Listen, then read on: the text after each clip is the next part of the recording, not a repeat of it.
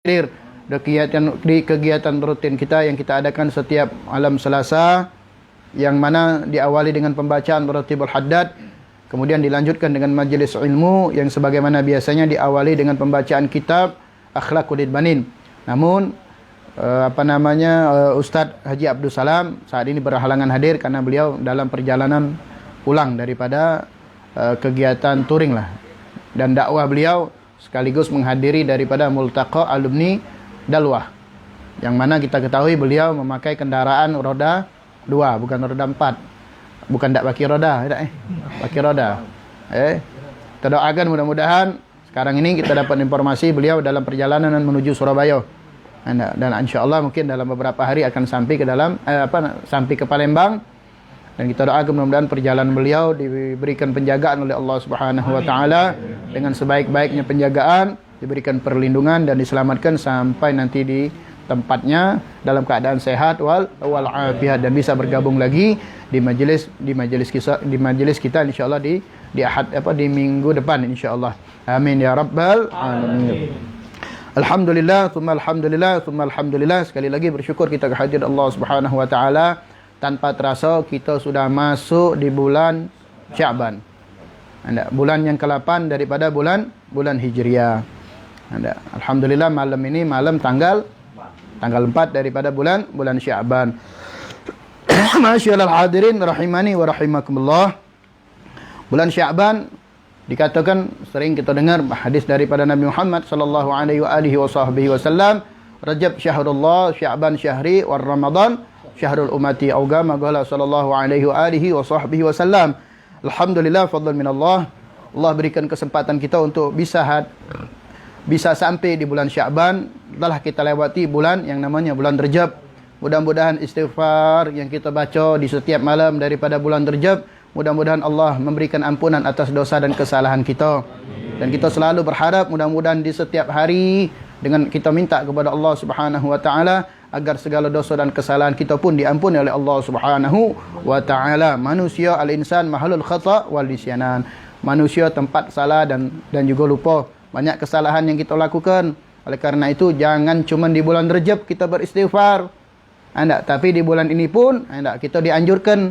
Nabi SAW makhluk yang tak punya dosa. Seorang Nabi yang terjaga dari segala macam perbuatan dosa. Beliau pun beristighfar kepada Allah Subhanahu wa taala. Madai kita yang mungkin keluar rumah baik sudah dosa, kadang-kadang di dalam rumah kita berbuat dosa, maka kita sadar akan kesalahan dan dosa yang kita lakukan, maka sangat-sangat dianjurkan untuk kita selalu beristighfar kepada Allah Subhanahu wa taala. Mudah-mudahan dengan istighfar tersebut, yakinlah dosa-dosa kita akan diampuni oleh Allah Subhanahu wa taala, dan yakinlah juga dengan istighfar tersebut, kalau seandainya kita tidak melakukan dosa dan kesalahan, maka sebab istighfar tersebut Allah Subhanahu wa taala mengangkat derajat kita insyaallah. Maka oleh karena itu jangan cuma di bulan Rajab. Memang di bulan Rajab sangat dianjurkan. Kenapa? Itu bulannya Allah. Maka kalau saat ini dengan lewatnya bulan Rajab kita masih belum ada perubahan di dalam diri kita, jangan-jangan na'udzubillah min dzalik, istighfar kita tidak diterima sama Allah. Dosa kita tidak diampuni sama Allah. Karena salah satu bentuk dosa orang itu diampuni oleh Allah, taubatnya diterima oleh Allah, semakin semangat ibadah. Bagaimana dengan keadaan diri kita? Bulan Rajab telah lewat. Dikatakan ulama, bulan Rajab adalah bulannya Allah. Bulan Rajab adalah bulan kita menanam amal soleh kita.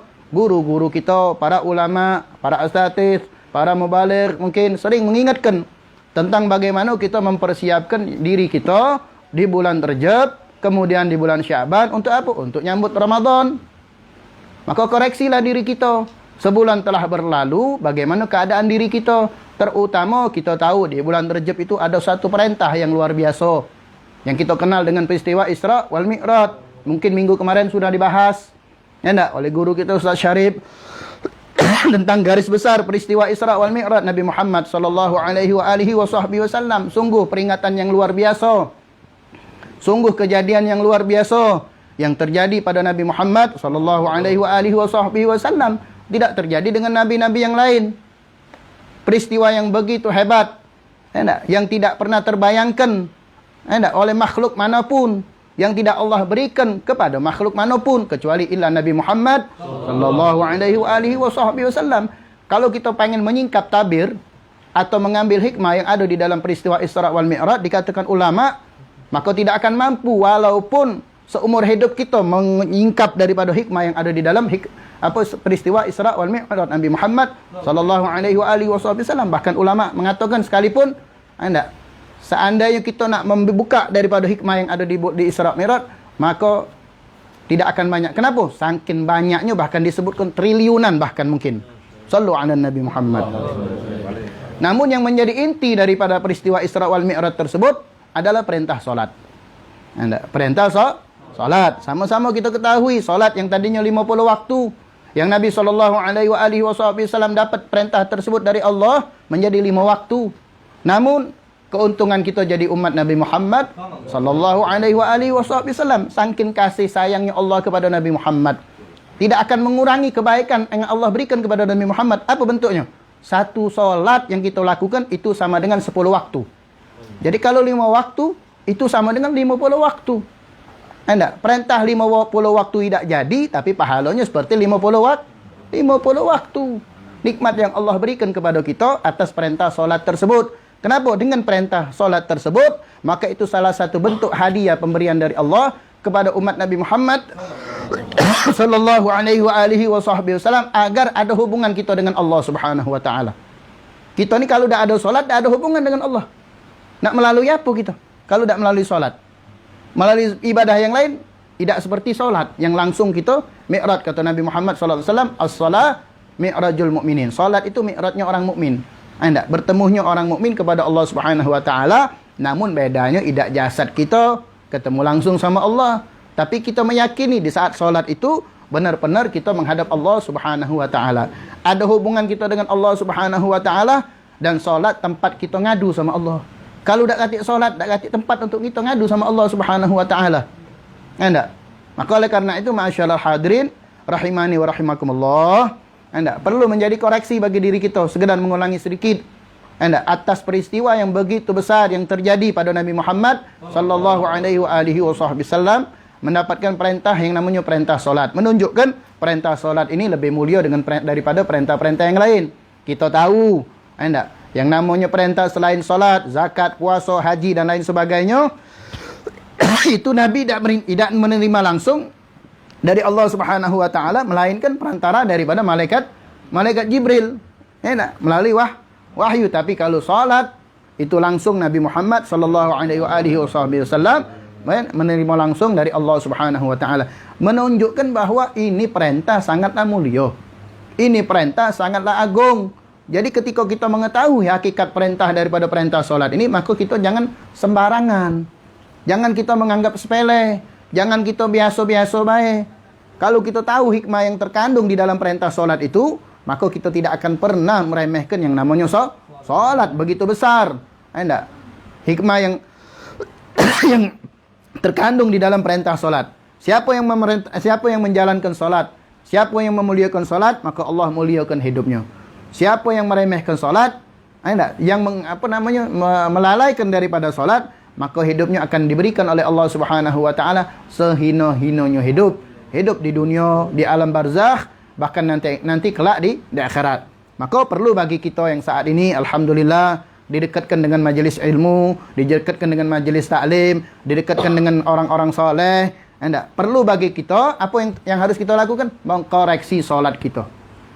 Sudahkah benar solat kita secara syariat? Nabi sudah mengingatkan sama kita. Apa kata Nabi? Sallu kama ra'aitumuni usalli. Salatlah kalian sebagaimana aku melihat aku solat. Kita tak mampu melihat Nabi solat karena zamannya beda. Bagaimana cara kita melihat Nabi solat? Maka lihatlah daripada orang atau para ulama yang mengajarkan kita tentang solat. Kenapa? Mereka bersambung kepada guru-guru mereka sampai kepada Nabi Muhammad sallallahu alaihi wasallam. Maka mempelajari solat ini tidak cukup dengan kita membaca.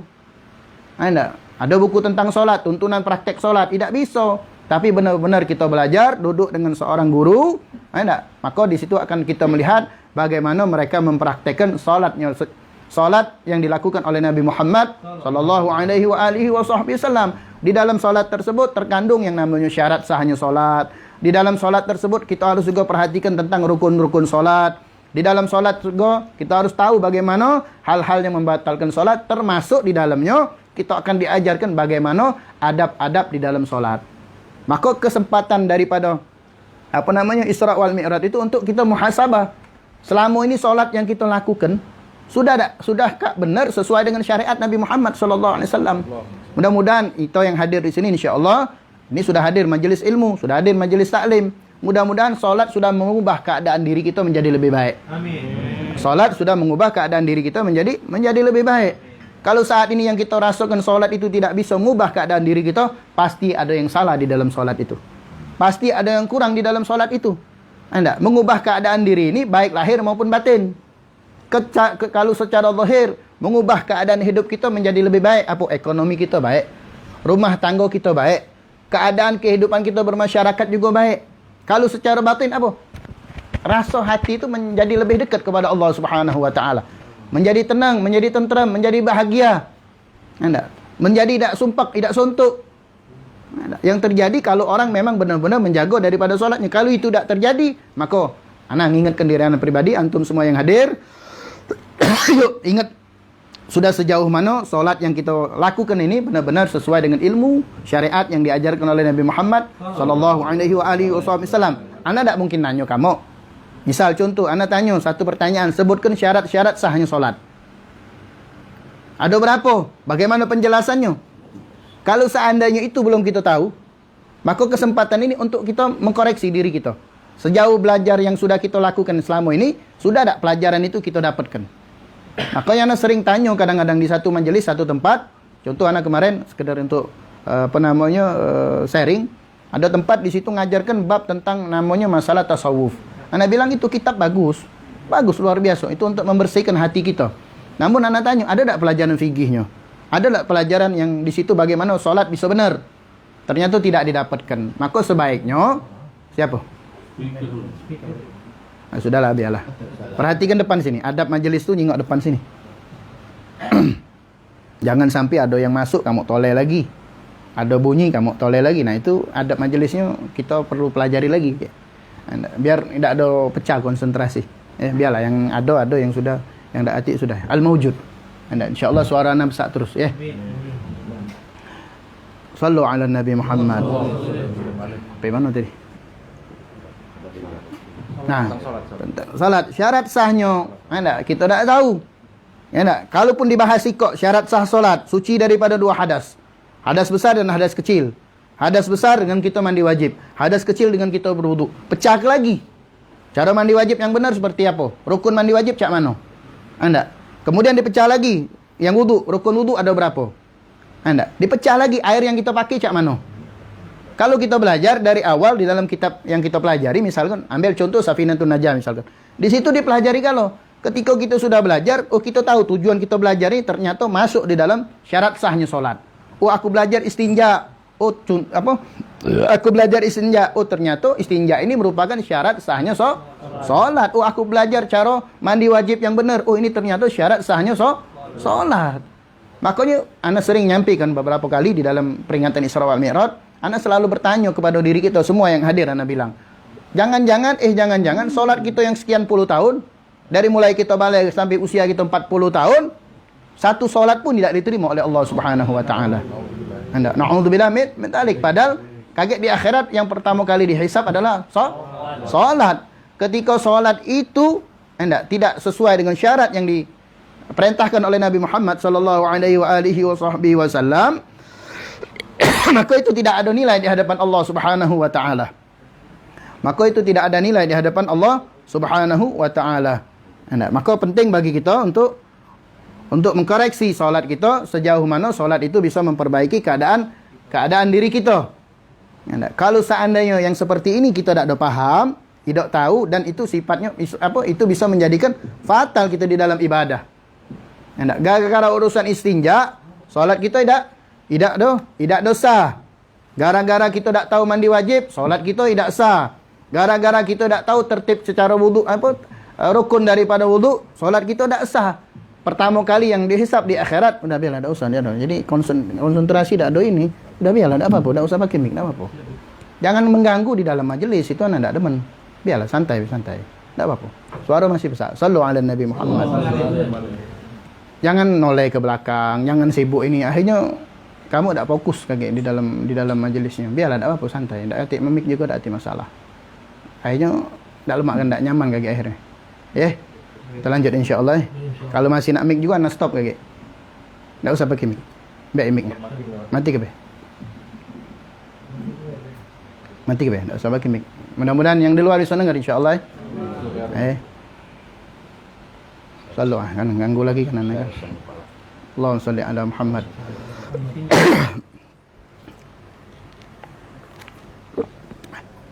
Jadi apa namanya? Awal pertama kali dihisab itu adalah salat. Kita kaget ngerasa diri kita sudah salat. Ketika dihisab seolah-olah kita bawa amal salat. Ternyata pas dicek amal salat kita nol. Anda, amal salat kita nol. Kenapa? Salat yang kita lakukan tidak sesuai daripada syariat Nabi Muhammad sallallahu alaihi wasallam. Makanya sedikit cerita, waktu ana balik kemarin dari Sampit turun Surabaya kemudian ke Jakarta. Di Surabaya waktu zuhur. Waktu zuhur salat ana. Cari mushola, akhirnya dapat mushola tadi. Pas masuk, insyaallah kita selalu berusaha untuk menjaga salat berjamaah. Maka dimudahkan sama Allah. Walaupun orang selesai salat, kita nunggu ada yang nak salat lagi. Singkat cerita, ana ketemu sama 2 orang untuk ana ajak salat berjamaah. Ketika ana tanya sama dia, "Ente musafir?" "Ya, musafir." "Yuk kita salat jamaah." Tidak ngerti tentang salat jamaah. Tidak tahu tentang salat bagaimana rukhsah yang diberikan saat musafir. Ana bilang qashar, tidak ngerti. Akhirnya singkat cerita, ya kita salat zuhur. Kita salat zuhur, ana tadi salat zuhurnya 4 rakaat. Habis dari situ ana langsung salat asar 2 rakaat. Jangan kita maksudkan 2 rakaat. Bingung kaget jemaahnya. Tetap kita 4 rakaat, zuhurnya kaget asarnya kita ambil yang 2 rakaat. Jadi kalau qashar itu tidak harus 2 rakaat. Tengok kondisi. Kalau di situ melaksanakan salat 4 rakaat, kita melok 4 rakaat. Tapi asarnya kita bisa jadikan 2 rakaat. Itu pentingnya belajar. Kemudian itu yang pertama. Kemudian Anda melihat lagi ada satu orang sholat, celana dalamnya kejingoan. Anda sudah punya niat nak tegur. Cuman Anda lagi sholat. Anak sholat, dia belum selesai sholat. Sudah tuh lagi banyak beberapa yang Anda jenguk gerakan-gerakan di dalam sholat. Anda waktu itu nak melok dia berjamaah. Karena Anda nunggu tadi, akhirnya Anda nunggu kan. Anda nak melok dia berjamaah, ternyata apa yang Anda jenguk? Tangannya bergerak. Ketika dia sami Allahu liman hamidah, tangannya bergerak. Kemudian Anda perhatikan lagi, ini bukannya kita nak fudul sama wong, karena ini penting. Ketika dia sujud, yang dia sujud kenapa? Rambutnya. Bukan ajbah, bukan keningnya. Rambutnya, tidak sah salatnya. Jadi pelajaran yang kita jenguk dalam satu waktu itu luar biasa. Akhirnya Anda mikir deh, Nastaghfirullahaladzim, Nastaghfirullahaladzim, Nastaghfirullahaladzim. Bersyukur kita sama Allah duduk di majelis ilmu. Makanya kalau kita nak nangis, nangislah sekarang. Kalau nak sedih, sedihlah sekarang. Kalau kita sampai saat ini tidak tahu tentang yang namanya sholat. Sholat amal pertama yang diperiksa sama Allah. Kalau sholat kita baik, amal kita yang lain baik. Tapi kalau sholat kita tidak baik, maka amal lain yang tidak baik. Ustaz dia sholat, tapi dia masih seperti ini. Ada yang salah dalam sholatnya. Ini yang terjadi. Sekian puluh tahun. Kita yakin orang yang seperti itu umurnya sudah 40 tahun. Umurnya sudah 50 tahun. Yuk, selama itu dia sholat seperti itu. Musibah dah ini. Musibah. Dan musibah itu bukan cuma bagi dia, bagi keluarganya. Kita tuh tidak akan bisa menegur anak bini kita ketika ibadah salah kalau kita tidak tahu. Tidak bisa kita nak negur, ya kita juga bodoh dalam agama. Na'udzubillah min dzalik. Makanya kalau yang kita jingok itu adalah bersyukur sama Allah. Bukan kita merasa lebih, bukan. Tapi bersyukur kita mengetahui kesalahan orang itu untuk pelajaran buat diri kita. Ya Allah, ini musibah nih. Dia sholat tengkat tunggit tapi tidak sah. Dia sudah merasa dirinya sudah sholat. Makanya pernah ada cerita kan, ada seorang Arabi sholat di masjidnya Nabi. Ketika selesai sholat dipanggil, sini, kau belum sholat. Ketika itu Nabi, sholat lagi. 2 kali dipanggil oleh Nabi lagi. Kau tadi belum sholat, sholat lagi. Sambil orang Arabi itu bingung. Aku inilah 2 kali sholat, ini yang ketiga. Pas ketiga dipanggil oleh Nabi, sini kau tadi belum sholat. Baru dia nanya, ya Rasulullah, aku inilah 3 kali sholat. Sholatnya dia itu tidak sesuai dengan apa yang diajarkan oleh Nabi. Dia namanya dia orang pegunungan. Baru diajarkan Nabi, dia minta ajarkan bagaimana sholat yang benar. Nah, semestinya kita seperti itu. Ketika ninjuk tahu solat kita salat, ajarkan bagaimana solat yang benar. Banyak kan orang solat yang paling banyak tertinggal apa? Tumak nina di dalam solat. Tumak nina di dalam solat itu rukun solat itu. Tumak nina dalam solat. Berhenti sejenak di dalam gerakan kita. Berhenti sejenak dengan kadar subhanallah, Allahu akbar. Diamkan, mantapkan. Ini goyang sana, goyang sini. Sami Allahu liman hamidah, tumak nina juga. Allahu akbar waktu sujud, termasuk di dalamnya tumak nina. Duduk antara dua sujud, termasuk tumak nina di dalamnya. Nah, hal seperti ini banyak sekali di akhir zaman ini, minta maaf. Nasihat buat diri kita, ini tidak dipahami oleh umat Islam. Tidak dipahami oleh orang-orang yang dia solat setiap hari, tapi tidak mau bagaimana solat itu dipandang, dilihat sama Allah Subhanahu wa taala. Makanya momen Isra wal Mi'raj ana sampaikan beberapa masjid, jangan cuma dijadikan ritual tahunan. Oh, ana tidak mengadakan majelis tidak mengadakan majelis Isra Mi'raj, malu dengan masjid sebelah, malu dengan musola sebelah, malu dengan tempat-tempat lain yang mengadakan. Kita tidak, bukan itu tujuannya. Tapi untuk mengingatkan umat kembali tentang peristiwa yang begitu hebat. Anda, apa yang sudah kita dapat daripada perintah solat itu? Nabi sudah mengatakan, Al-Quran sudah menyebutkan, a'udzubillahi minasyaitonirrajim, innal salata tanha 'anil fahsya'i wal munkar. Ini mungkin sering disampaikan. Sesungguhnya nunnya itu nun taukid, pasti. Anda, sesungguhnya pasti orang yang sholat itu, dengan sholat itu akan tercegah perbuatan yang namanya keji dan mungkar. Maknanya luas. Kalau seandainya kita sholat tapi maksiat masih, kita sholat masih melakukan hal yang buruk, pasti ada yang salah di dalam sholat kita.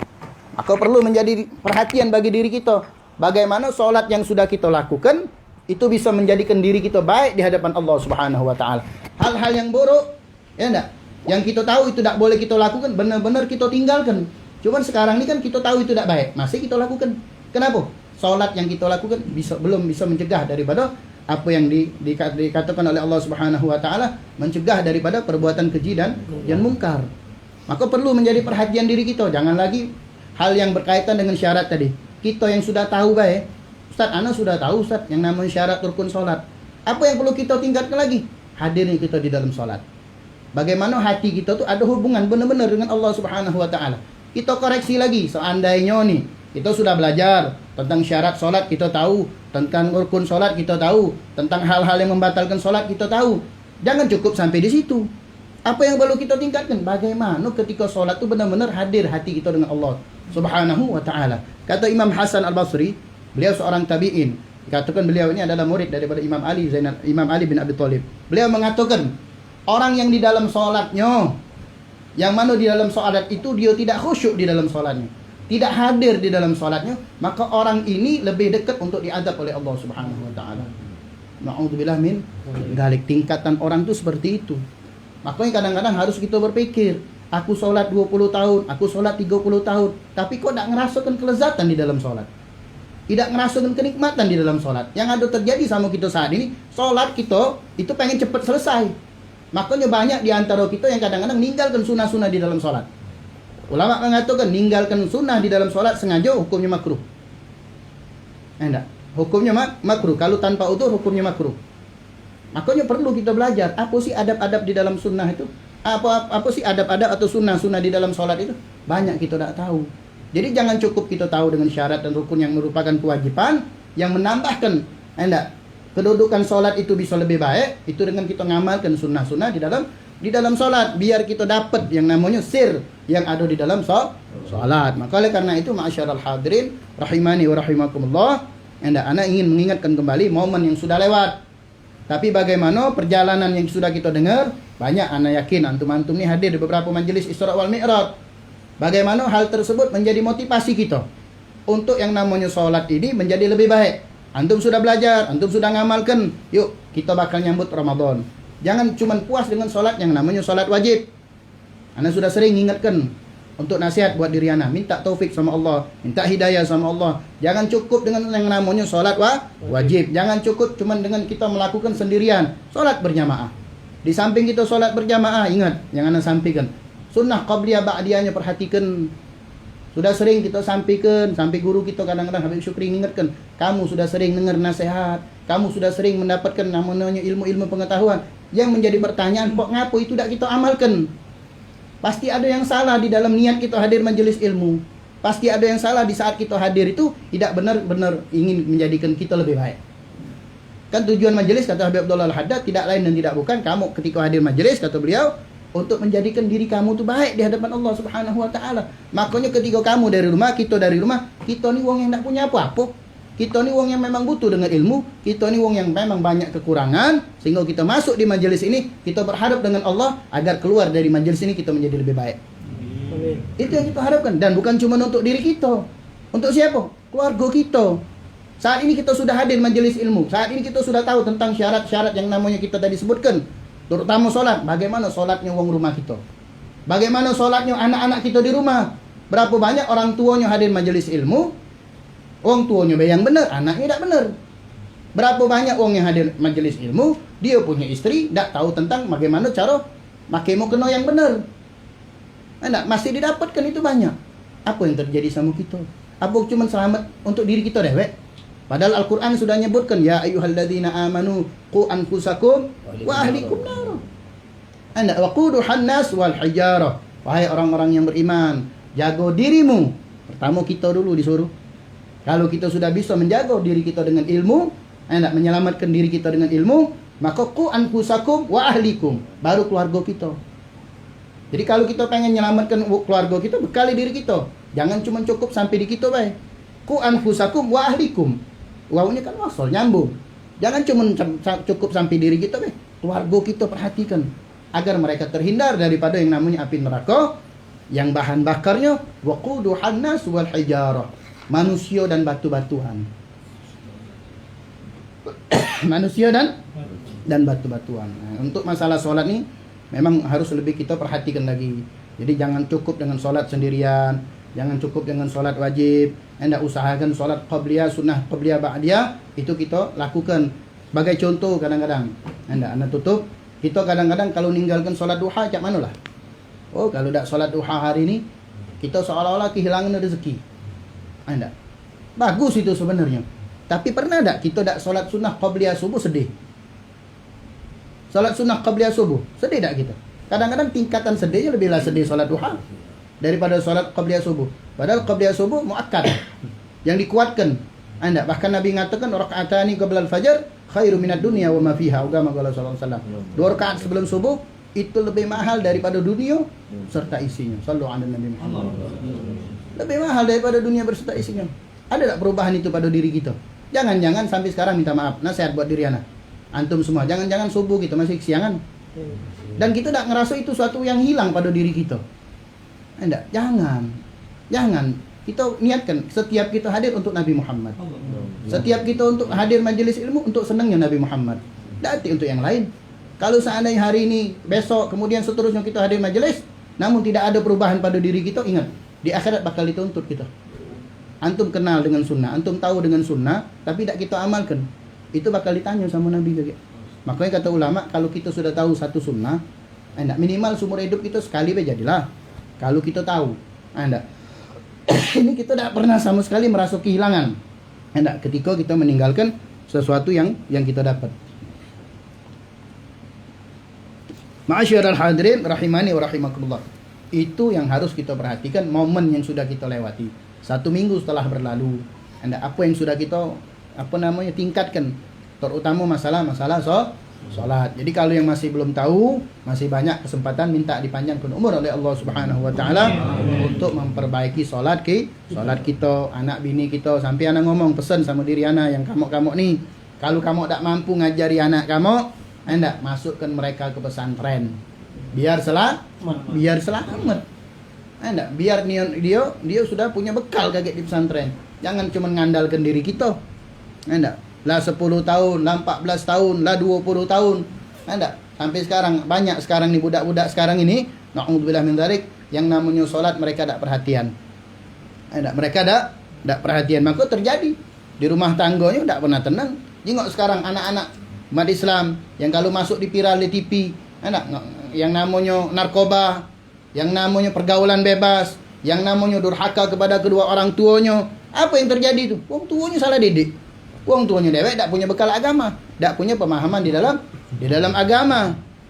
Maka perlu jadi kita untuk memperbaiki keadaan diri kita. Di bulan Rajab di bulan yang di situ terjadi peristiwa yang hebat pada Nabi Muhammad sallallahu alaihi wasallam. Sebagai penutup, masyaallah hadirin rahimani wa rahimakumullah, kita sudah masuk bulan Sya'ban.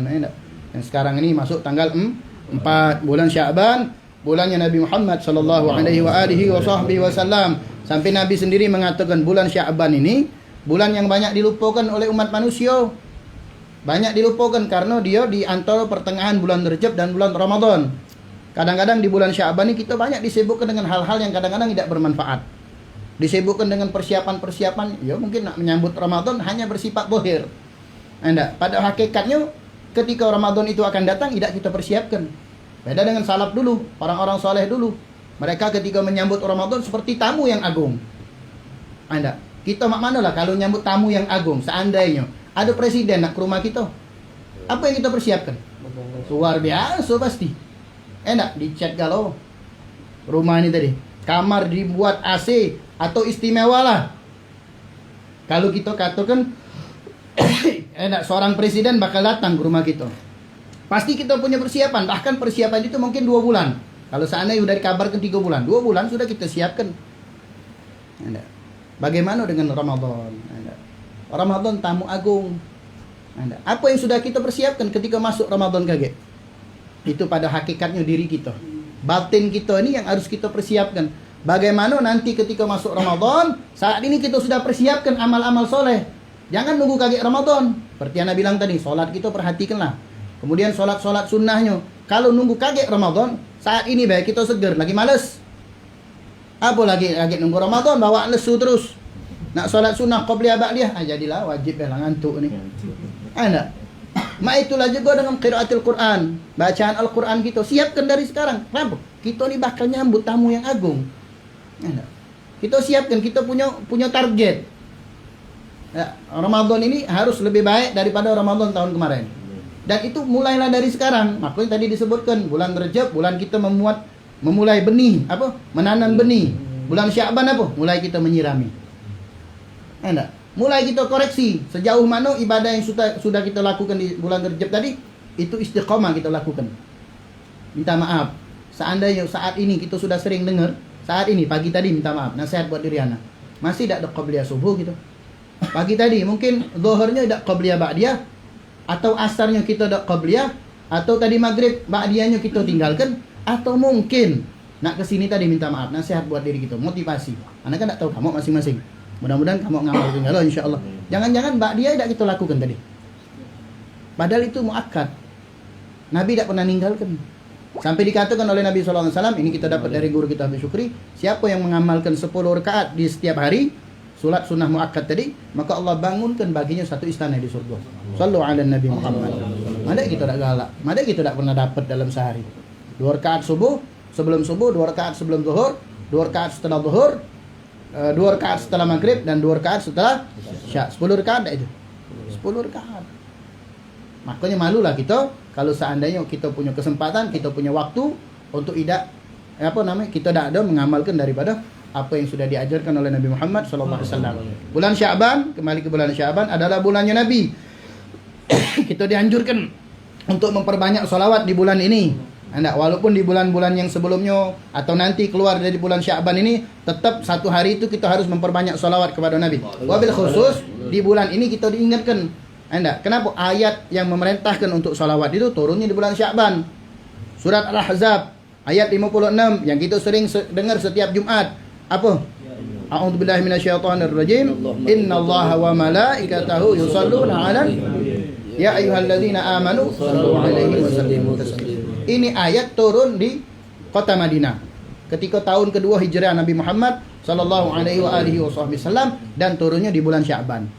Makanya ini perintah sangat-sangat dianjurkan di bulan ini kita amalkan dengan kita memperbanyak salawat kepada Nabi Muhammad sallallahu alaihi wasallam.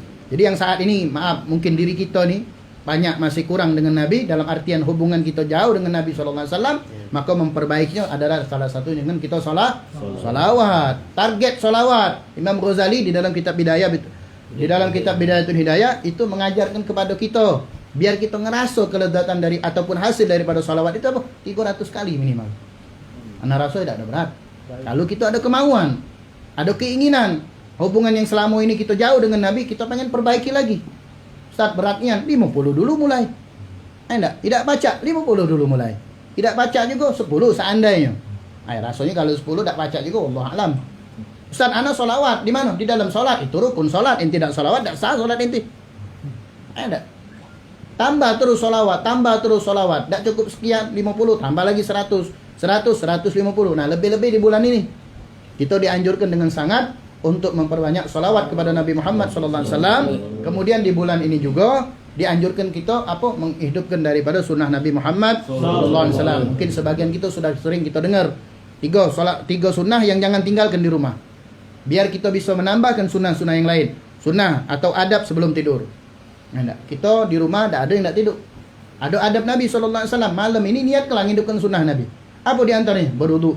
Kemudian apa? Ngadep kanan. Sebentar aja jadilah ngadep kanan tuh.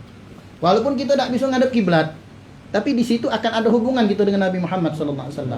Tidaklah orang itu menghidupkan sunnah Nabi kecuali dia ada hubungan sama Nabi. Wa'lamu anna fikum Rasulullah. Sering anda sampaikan ini. Ini momen yang kita diingatkan kembali. Ketahuilah bahwasanya di sekitar kita ada Nabi Muhammad SAW. Di sekitar kita ada Nabi Muhammad SAW. Tidaklah orang itu menghidupkan sunnah kecuali dia yakin bahwa ada di hadapan dia Nabi Muhammad sallallahu alaihi wasallam. Maka tidur. Enggak, nak tidur baik kita ada hubungan dengan Nabi. Maka berharap biar tidur kita ketemu sama Nabi, mimpi sama Nabi Muhammad sallallahu alaihi wasallam. Mudah-mudahan Allah tidak haramkan kita bertemu dengan Nabi Muhammad sallallahu alaihi wasallam, baik itu di dalam mimpi ataupun tidak ada nutup kemungkinan bisa ketemu langsung dengan Nabi Muhammad sallallahu alaihi wasallam. Baca doa ketika adab di dalam tidur. Kita semua tidur. Yang kedua, keluar masuk kamar mandi. Ada dalam sehari kita tidak masuk kamar mandi? Kati. Ada yang tidak masuk kamar mandi satu hari? Kati. Masuk itulah pasti. Al-Habib Abdullah bin Husain bin Tuhir. Beliau itu salah satu di antaranya diangkat derajatnya oleh Allah Subhanahu wa taala. Maqam kewaliannya apa? Di antaranya istiqamah di dalam menghidupkan adab keluar masuk kamar mandi. Sallu ala Nabi Muhammad. Sebab orang istiqamah di dalam masuk adab kamar mandi baik. Naik makom kewalian. Mak mana yang lain? Enggak. Makanya oleh karena itu kita harus memperhatikan ini. Keluarnya mak mano, masuknya cak mano, adabnya cak mano. Makanya perlu kita belajar. Keluar masuk kaki kiri, nutup kepala, pakai sendal. Ketika masuk istinjaknya ada doanya. Cara istinjaknya diajarkan. Kalau kita nak membersihkan kemaluan di saat kita qadha'il hajat, buang air besar, maka disunahkan apa? Membersihkan bagian depan dulu. Kemaluan depan dulu, baru kemaluan belakang. Enggak, kemudian baca doa. Kemudian bagian belakangnya cak mana dibersihkan, itu diajarkan kalau. Berapa banyak sunnah yang ada di kamar mandi. Seandainya kita tidak memperhatikan, berapa banyak sunnah yang kita tinggalkan. Kapan nak mulai lagi kalau tidak dari sekarang? Kapan nak kita mulai? Sunnah tidur berapa banyak? Enggak. Masuk kamar mandi, begitu banyak sunnah yang diajarkan oleh Nabi Muhammad SAW. Kalau kita ngamalkan, yakinlah Allah akan angkat derajat kita insyaAllah. Kemudian yang ketiga, apa itu? Adab makan dan minum. Ada di antara kita sehari tidak makan. Makan galau. Minum galau. Enggak. Maka ini harus pun kita paksakan diri kita. Ingatkan diri kita. Dengan tangan kanan, dengan baca bismillah, dengan kita duduk, dengan kita stop sebelum kita kenyang. Kita makan waktu kita lapar. Kemudian kalau selesai ucapkan alhamdulillah. Enggak. Cara minum yang benar seperti apa? Sudah diajarkan galau. Tidak minum legek, habis cangkir langsung. Ada sunnah Nabi SAW. Sampai 3 kali kita teguhkan. Ada cara kan loh, supaya kita punya jantung, kita punya badan ini tidak istilah itu sekaligus. Yang itu juga untuk kesehatan tidak bagus. Terkejut bahasa kita nih. Nah, 3 sunnah ini kalau kita sudah istiqamah, maka insya Allah akan kita amalkan sunnah-sunnah yang lain.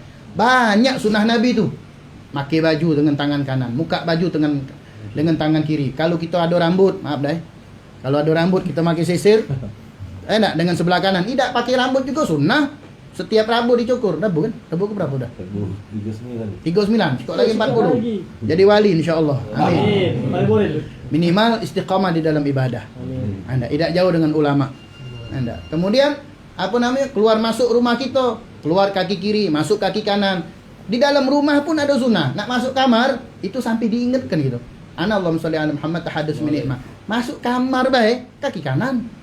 Ini kita nih. Masuk kamar, kaki kanan.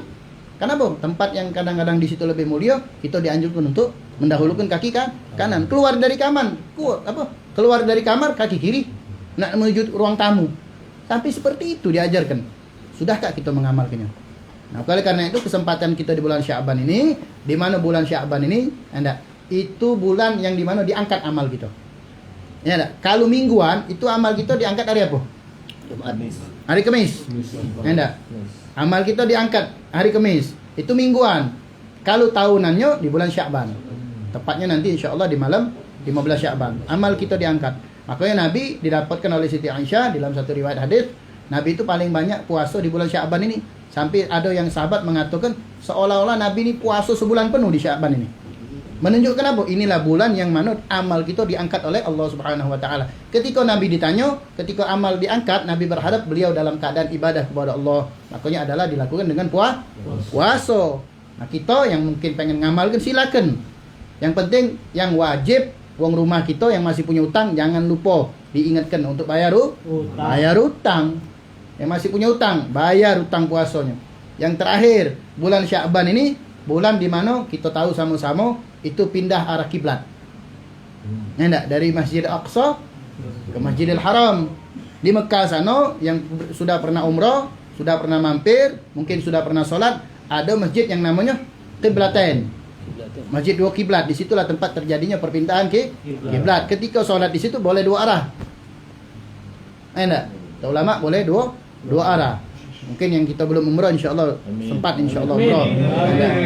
Mudah-mudahan disampaikan oleh Allah Subhanahu wa taala. Mungkin ini yang bisa Anda sampaikan, agak menggebu-gebu karena memang enggak atik mic-nya lama. Jadi Anda tutup sedikit dengan adab majelis. Jadi adab majelis itu ketika seorang ustadz, seorang guru menyampaikan sebagaimana yang dilakukan oleh salaf sehingga mereka mendapatkan keberkahan-keberkahan yang ada di dalam majelis. Di antaranya tidak noleh ke belakang. Bunyi apa? Nak bunyi bom juga bila perlu. Tak salah noleh. Seandainya. Selesaikan dulu. Apalagi bunyi kawan yang lewat. Memang salah gitu nih kadang-kadang. Itulah keberkahan majelis tidak dapat. Dikit gitu tuh dapat. Bukan dikatakan tidak dapat. Cuma dikit. Kenapa? Setiap ada orang lewat kita noleh. Setiap ada bunyi kita noleh.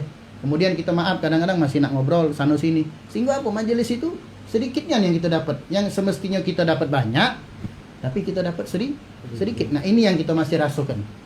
Kadang-kadang maaf, ini juga kadang-kadang tanpa sengaja gitu. Itu menghilangkan keberkahan majelis itu dewek. Makanya kalau kita seandainya sering hadir majelis, tapi keberkahan itu tidak pernah kita dapat, pasti ada yang salah di dalam majelis itu gitu. Apa di antara yang tidak menjaga adab? Kadang-kadang maaf, mudah-mudahan Ana bukan suudzon sama kamu. Kadang-kadang ustadznya lain-lain. Ustadz itu yang ceramah dikecilkan. Padahal intinya yang salah di dalam bersangko. Bisa jadi orang itu lebih baik, intinya sudah bersangko tidak baik, jadi tidak baik yang inti dapat. Membeda-bedakan guru A, guru B, guru C. Ustaz itu tidak lemah, ustaz itu lemah. Nah, sudah hilang keberkahannya. Ilmu yang dapat tidak akan manfaat. Na'udzubillah min dzalik husnudzan. Undur ma qal wa la tandur man qal. Perhatikan apa yang dia sampaikan, jangan ente nyingok siapa yang nyampaikan. Kadang-kadang bisa jadi nasihat itu dari seorang anak kecil. Kalau itu adalah satu kebaikan dari dia, ambek. Walaupun dia dari seorang anak kecil. Tapi kalau itu bukan suatu hal yang tidak baik, jangan ente ambek. Undur maqal wala tandur maqal. Perhatikan, dengarkan, ambek apa yang dia sampaikan. Jangan pernah melihat siapa yang nyampaikan. Sedikit baik itu sangko atau don yang tidak baik dengan seorang ustadz, dengan seorang ulama, dengan seorang guru, maka apa yang kita dapat ilmu, yang kita dapat dari mereka itu tidak akan mendapatkan keberkahan.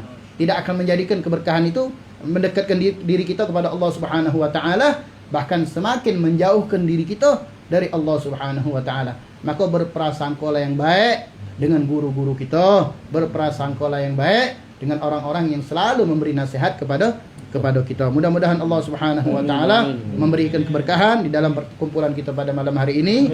Kita di pertengahan Sya'ban, di awal Sya'ban. Mudah-mudahan Allah berikan taufik dan hidayah kepada kita untuk benar-benar mempersiapkan diri kita untuk masuk Ramadan.